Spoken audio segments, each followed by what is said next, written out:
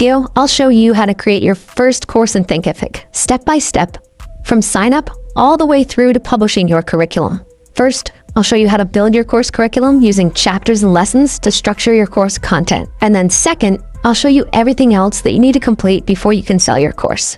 Important settings, establishing your price, and preparing your course landing page for publishing. By the end of the video, you'll understand all of the basics of the Thinkific platform needed to create your course. And if you stick around until the end, I'll cover a few more advanced settings. Thinkific has a 14-day free trial, but if you use our affiliate link listed in the description below, right to creating my course.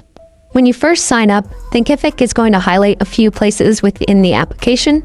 They have sort of a guided workflow to get you going here.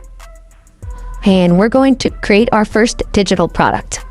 You can see the different types of products that you can create within Thinkific, but we'll create a course. Now, I personally like to learn the basics first, then see if I can trust AI to streamline things for me.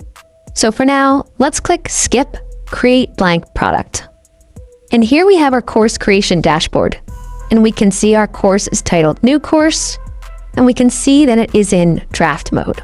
If we had